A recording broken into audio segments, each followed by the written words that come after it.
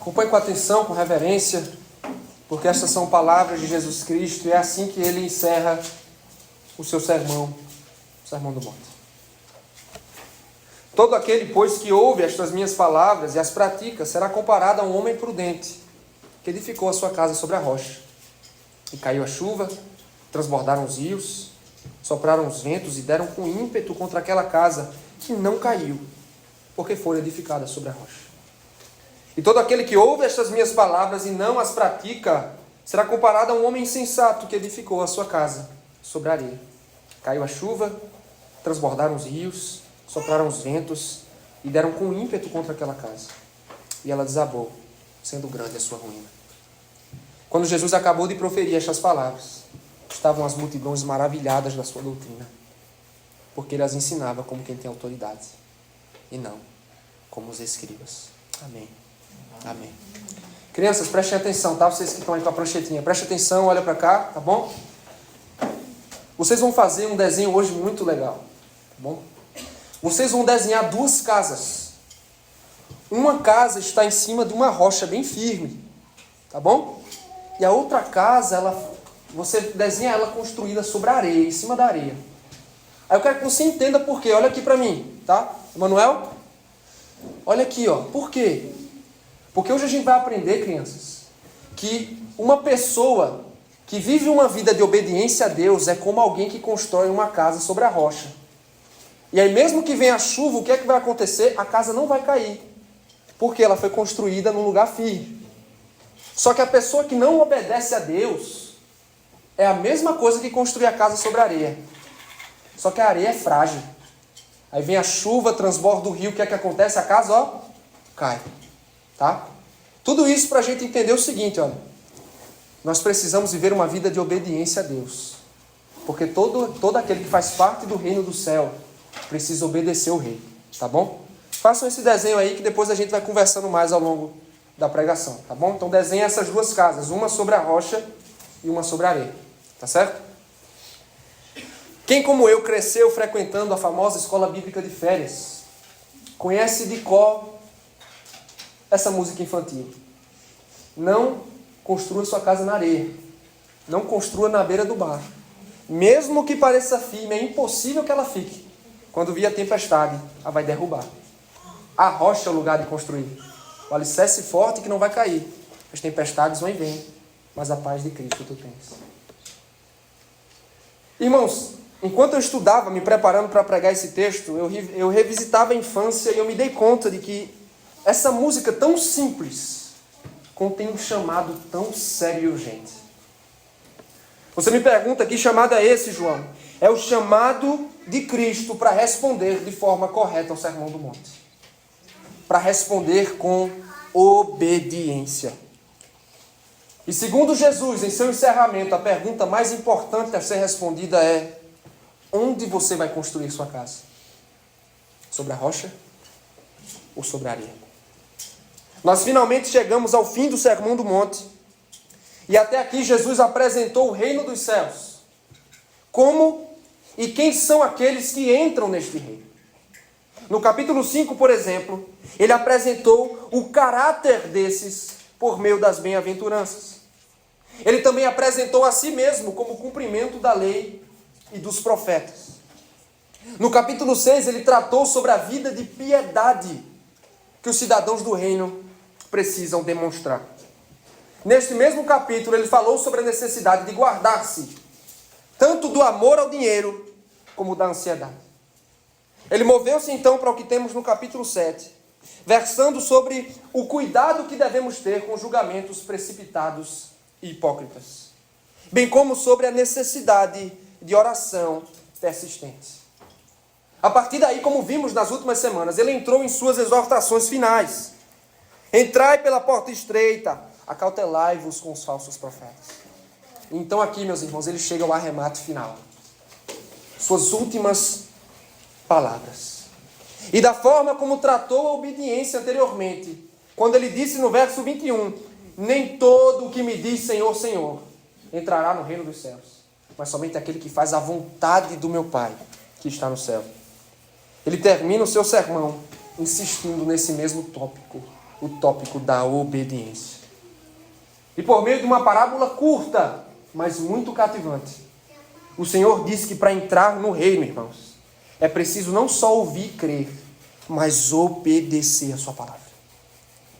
Sabendo disso, mais uma vez, o texto nos coloca diante das duas únicas opções que existem. Onde vamos construir a nossa casa? Sobre a rocha ou sobre a areia? Sobre qual delas vamos edificar? E é sobre isso que eu gostaria de meditar com os irmãos na noite de hoje. Lançando o fundamento da obediência.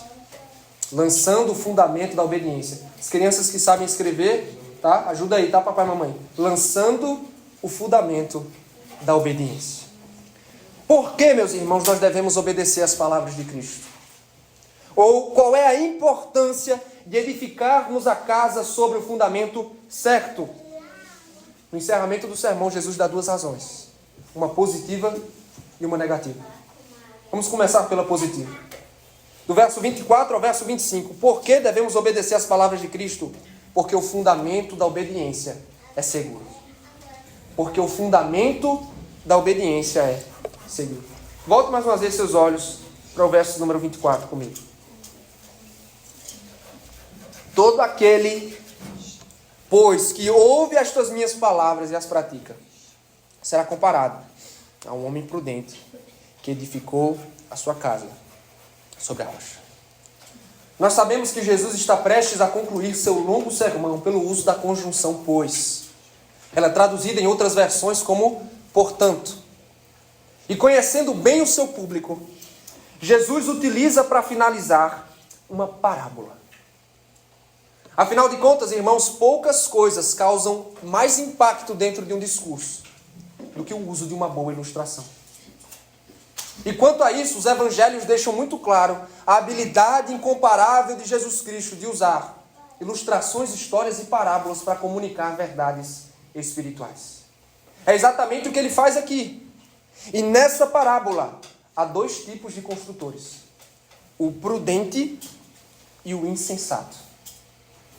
É como se Jesus estivesse usando a linguagem de Provérbios, irmãos, que tanto fala sobre esses dois tipos de pessoa. E dependendo do perfil do construtor, seu projeto será bem sucedido ou não. Comecemos pelo construtor prudente. O que faz dele alguém sábio? A resposta já nos é dada. Ele edificou sua casa sobre a rocha. Ele, em outras palavras, na linguagem da parábola, isso significa que este é alguém que ouve e pratica as palavras de Cristo. Ou seja, tudo o que foi pregado e exigido por ele em seu sermão aqui.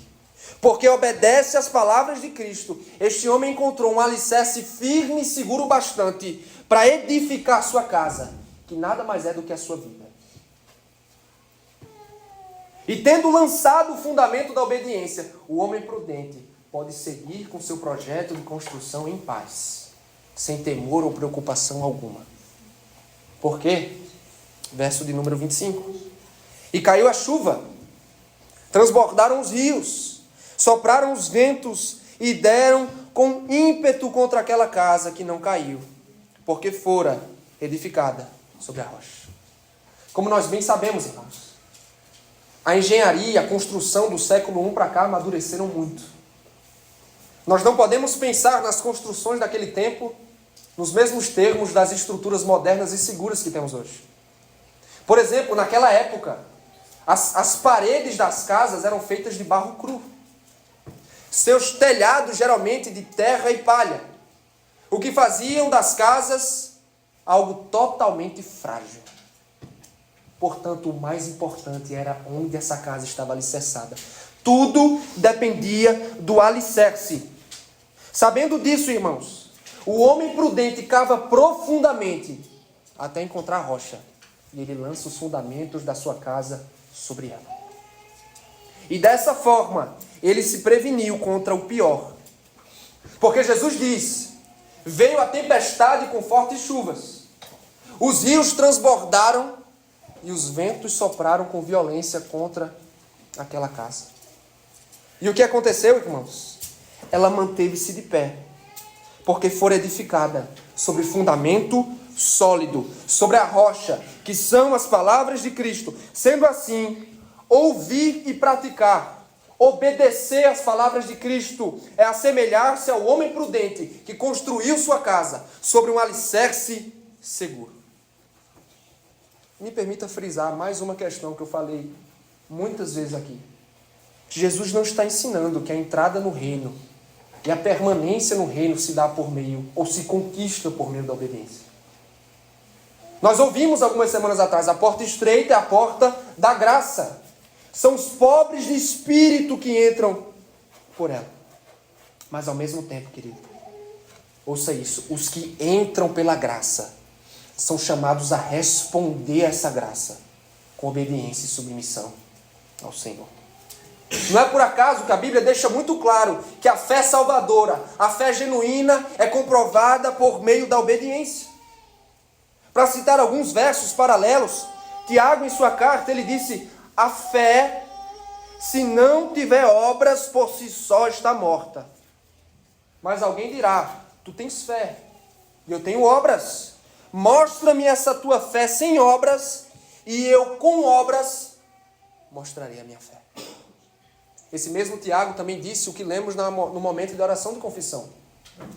Tornai-vos, pois, praticantes da palavra, e não somente ouvintes, enganando-vos a vós mesmos. E nessa mesma direção, o apóstolo João escreveu em sua primeira carta. Preste atenção. Ora, sabemos que o temos conhecido. Por isto, se guardamos os seus mandamentos. Aquele que diz eu conheço e não guarda os seus mandamentos é mentiroso e nele não está a verdade. Vocês se lembram que ouvimos na semana passada sobre conhecer? Aquele que diz que conhece a Deus, que tem comunhão com Deus, mas não guarda seus mandamentos é mentiroso. Sendo assim, queridos, são os que ouvem e obedecem que podem experimentar a eterna e verdadeira segurança, tanto nesta vida como no juízo final. O que obedece é semelhante ao homem prudente, que edifica a casa sobre a rocha. E o que nós podemos aprender, meus irmãos, com o homem prudente da parábola? A primeira e única lição desse ponto. Se nós queremos nos assegurar de que pertencemos ao reino, precisamos obedecer às palavras do reino. Ouça, se queremos nos assegurar de que pertencemos ao reino, não existe outra alternativa a não ser obedecer às palavras do reino. Viver para obedecer. Como já deve ter ficado claro, queridos, nós entramos no reino pela graça mediante a fé. A régua do sermão, como já mencionamos, é muito alta. A régua do sermão do monte é muito alta, queridos. E se o requisito para entrar nesse reino, para atravessar essa porta, é perfeita justiça, ninguém vai entrar por essa porta. É por causa disso que é tão importante nós entendermos o lugar e a importância que Jesus dá à obediência na vida cristã. Nós não obedecemos para entrar, mas nós obedecemos porque já entramos. Os cidadãos do reino são aqueles que não apenas ouvem e creem, mas respondem ao Evangelho com obediência e submissão. Jesus reforçou isso incontáveis vezes no Sermão do Monte. Nesse mesmo capítulo 7 ele disse: a fé salvadora, a fé genuína é comprovada por meio dos frutos. E em outra ocasião, no Evangelho de João, ele não poderia ser mais claro quando disse: se vocês me amam, vocês vão guardar os meus mandamentos.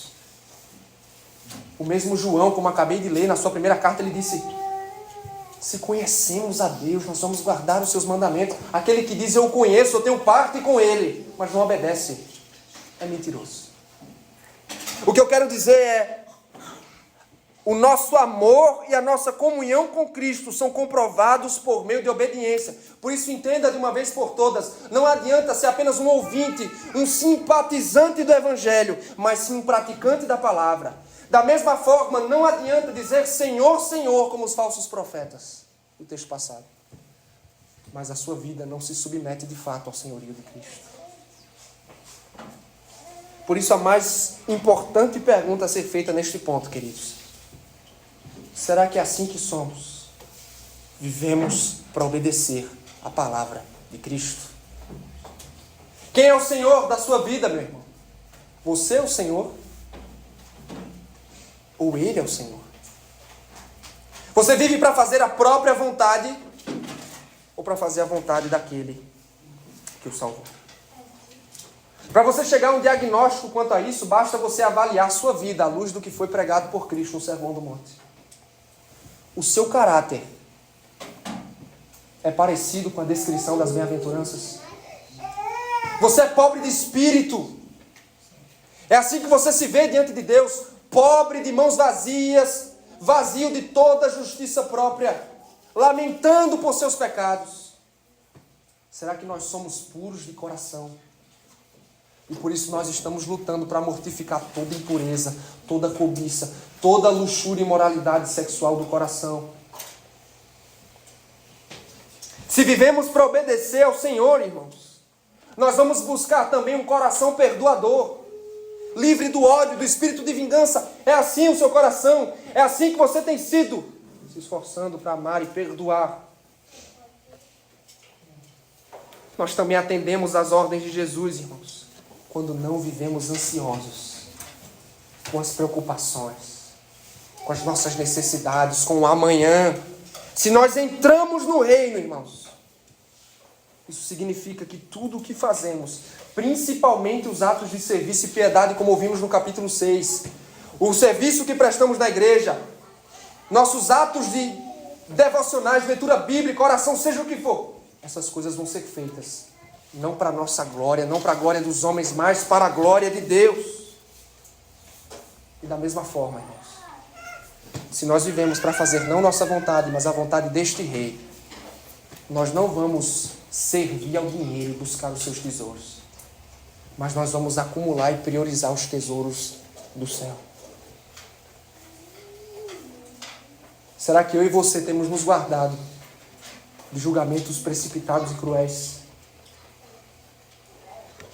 Será que apesar das palavras de Cristo ainda temos sido ríspidos e rápidos em julgar pecaminosamente os outros?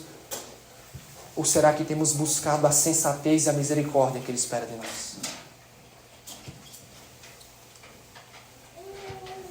A pergunta está diante de nós, irmãos. Será que temos buscado viver segundo o padrão de obediência exigido no Sermão do Monte? Será que é assim que temos vivido? E é claro, meu querido, você e eu não somos perfeitos.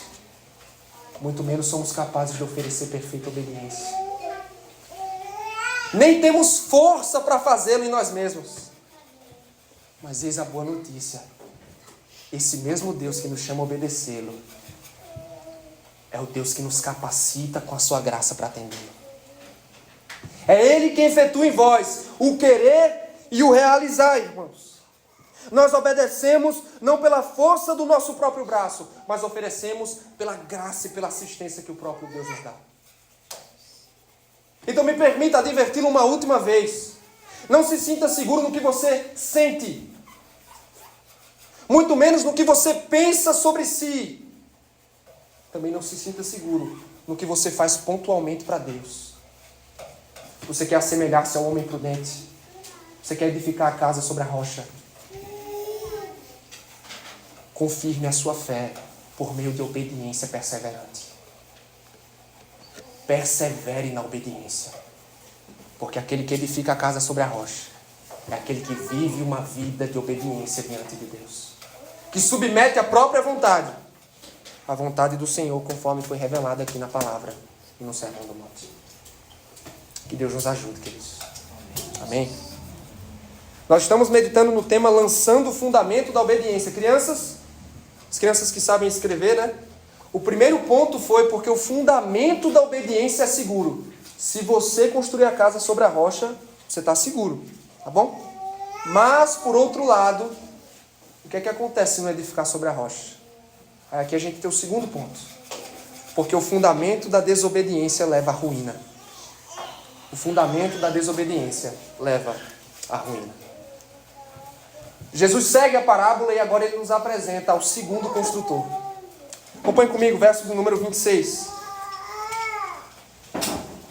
E todo aquele que ouve estas minhas palavras e não as pratica, será comparado a um homem insensato que edificou a sua casa sobre a areia. De acordo com o Senhor, irmãos, aquele que ouve e não pratica as suas palavras, isto é, o desobediente, é chamado de homem insensato. E se você já leu o livro de Provérbios, você sabe que o sábio não tem nada de bom a dizer sobre o insensato. O caminho do insensato nunca é bom. Para citar um exemplo para vocês, em Provérbios 13, 26, ele disse o seguinte, ó: todo prudente procede com conhecimento, mas o insensato espraia a sua loucura. E eu diria que loucura é o termo apropriado para descrever o homem insensato da parábola de Jesus. Ele é um construtor um pouco atípico, irmãos.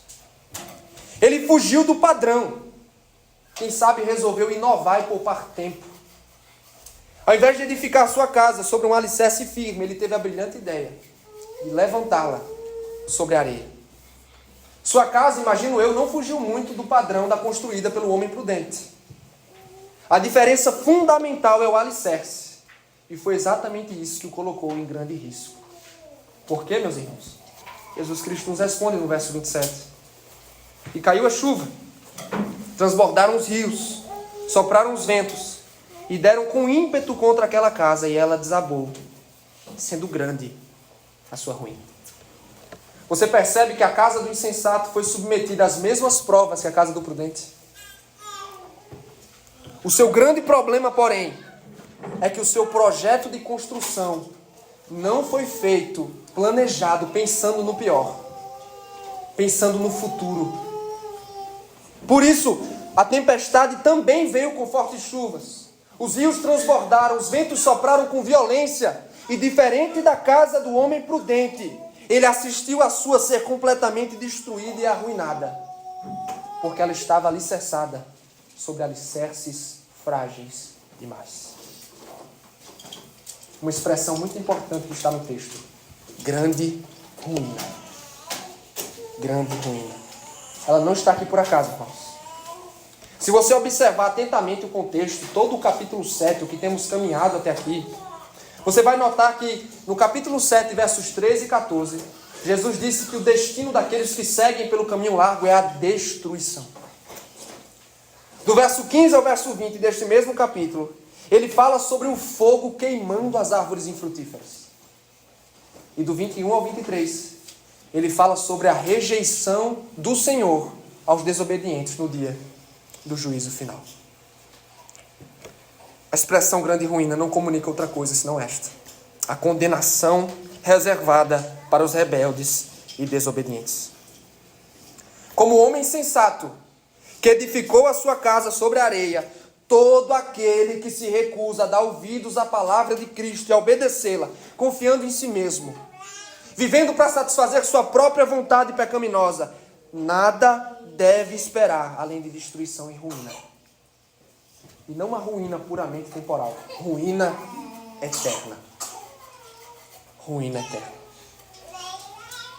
No encerramento do sermão, queridos, Jesus não tem intenção de deixar seus ouvintes confortáveis, mas sim de atormentá-los e torná-los ou deixá-los pensativos, porque questões eternas estão em jogo. Ele deseja impactar as pessoas com a consequência da vida de pecado e desobediência, para que assim possam procurar entrar no reino e buscá-lo para a salvação. E Mateus, por fim, registra versos 28 e 29. Quando Jesus acabou de proferir estas palavras, estavam as multidões maravilhadas da sua doutrina, porque ele as ensinava como quem tem autoridade e não como os escribas. Isso daqui é fascinante, irmãos. Tamanho foi o impacto causado pelas palavras de Cristo, que é difícil até traduzir literalmente a expressão usada no grego para descrever a reação das pessoas. Eu acho que o mais perto que nós podemos chegar é dizer assim: eles ficaram como quem não tem reação. Ficaram sem reação. E pelo tempo do verbo, Mateus nos comunica que isso não durou por pouco tempo.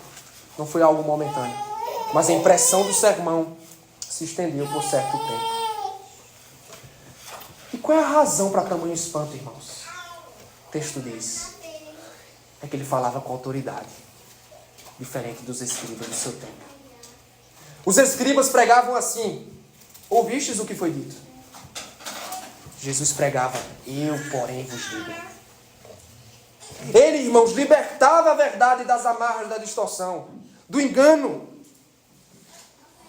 E não só isso, Jesus não só pregava a verdade, mas diferente dos escribas, ele vivia o que pregava. É por isso que as multidões podiam dizer que nós nunca ouvimos um pregador desse calibre, porque ele não só prega a verdade, ele vive a verdade, ele é a verdade. E o texto é concluído com a admiração das multidões. Mas uma vez que Jesus não tinha intenção de ser admirado, mas obedecido, o mais importante não é saber se as multidões estavam admiradas, e sim perguntar: será que eles obedeceram a Cristo também? Irmãos, por meio do homem insensato da parábola, há um alerta urgente no texto. Eu quero que você ouça isso com atenção. Se você ainda não se submeteu a Cristo, você corre perigo eterno. Se você ainda não se submeteu a Cristo, você corre perigo eterno. Para usar a linguagem do texto, irmãos, você está em uma casa que está prestes a ruir, a desmoronar.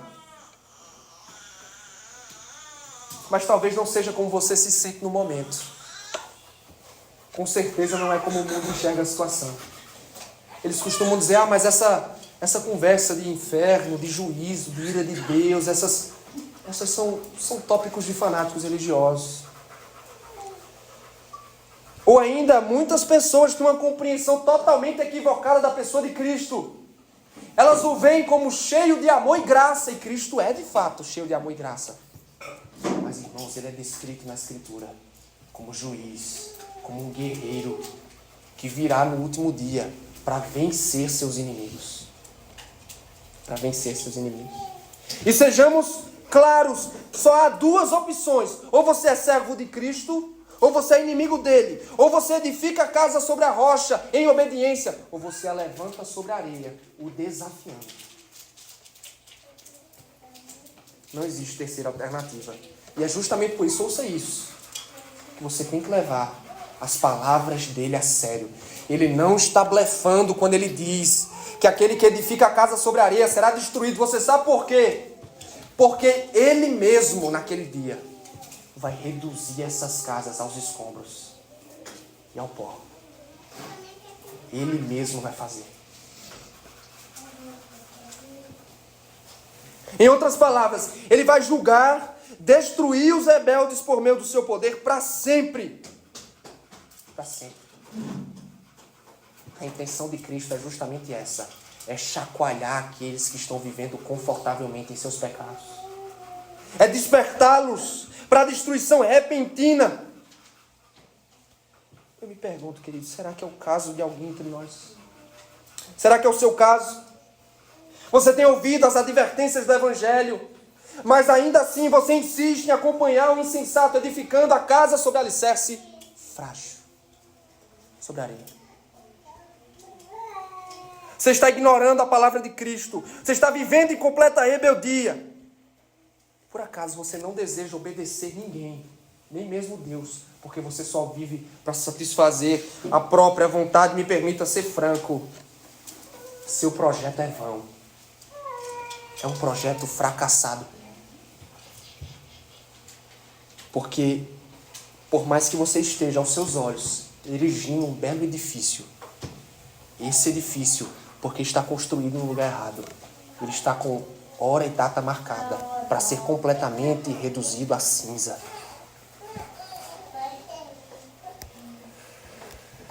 Meu querido, não é sábio Não é sábio viver para buscar segurança, satisfação, alegria, sentido, propósito nos alicerces frágeis, passageiros, fracos deste mundo. Porque o teu pecado pode te dar satisfação momentânea, mas sabe qual é o fim? O teu pecado vai te arruinar para sempre. Este mundo, com seus prazeres e tesouros, podem até ser atraentes, mas, meu querido, eles são efêmeros. Eles são passageiros, eles não têm valor eterno. É por isso que você precisa dar ouvidos à exortação de Jesus aqui no final. Ele não está blefando. E a razão pela qual ele tem tanta certeza é que naquele dia, quem vai reduzir essas casas aos escombros é Ele. É Ele quem vai destruir seus inimigos. E a menos que você deseje ser destruído, você não pode mais viver assim. Você não pode desafiar esse rei e esperar que vai ficar tudo bem. Esperar vencer. Resistir. Não é assim que as coisas funcionam com esse rei, Senhor. Você me pergunta, João, então como achar esperança? Louvado seja Deus, irmãos, porque sempre há esperança. Há um lugar para onde você pode correr em busca de salvação. Há um alicerce sólido bastante para afirmá-lo nesta vida e para todo sempre. E este alicerce não é algo, este alicerce é alguém. Este alicerce é Cristo. Depois de ouvir a confissão de Pedro, tu és o Cristo, Filho do Deus vivo, Jesus Cristo disse, também eu te digo que tu és Pedro. E sobre esta pedra edificarei a minha igreja, e as portas do inferno não prevalecerão. Aí você me pergunta, que pedra é essa? Aí o próprio Pedro, na sua primeira carta, ele disse o seguinte, a pedra que os construtores rejeitaram, essa veio a ser a principal pedra, a pedra angular. Quem é esse? É Cristo, irmãos. São as palavras do Antigo Testamento que tipificavam, apontavam para Cristo. Cristo é essa pedra. Essa pedra é rocha de tropeço para os que desobedecem e recusam o Evangelho. Mas para os que creem, ela é rocha de salvação, é rocha de segurança. Cristo é essa rocha. Se você insistir em sua desobediência, se você se recusar a viver sob o senhorio de Cristo, essa rocha vai esmagar você. Mas se por outro lado, você edificar sua casa sobre ela, se você fizer de Cristo sua vida, submeter-se a Ele em fé, obediência e fidelidade, você vai edificar uma casa segura. Você estará seguro no tempo e na eternidade. Só há segurança e salvação quando se está firmado sobre a rocha, sobre a pedra, que é Jesus Cristo. Não basta impressionar-se com Ele, irmãos. E Ele é de fato impressionante. Não basta apenas ser um ouvinte atento, um simpatizante de seus discursos. Jesus não tem interesse em simpatizantes e admiradores. Ele tem interesse em discípulos. E discípulos obedecem e vivem para Ele.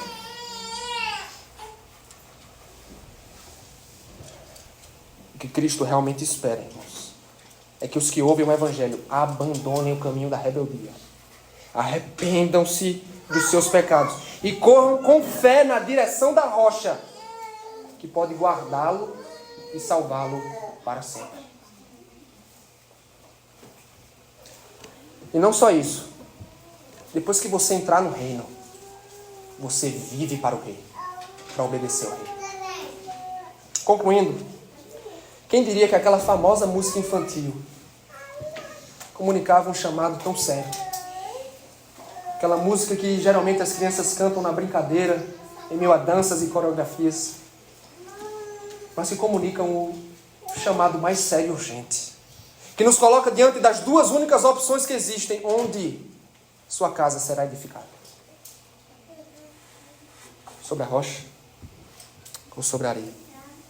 Nós vamos edificar, irmãos, uma casa sobre a areia e assistir à sua ruína ou à nossa ruína, ou vamos edificar uma casa firmada em Cristo, que é a rocha? Nós vamos insistir na obediência e sermos esmagados por esta pedra, ou vamos nos alicerçar nela e entregar-lhe toda a nossa obediência e fidelidade? Eis o sério chamado do Sermão do Monte: a obediência. Onde você vai edificar sua casa? Onde você vai edificar sua casa? Vamos orar?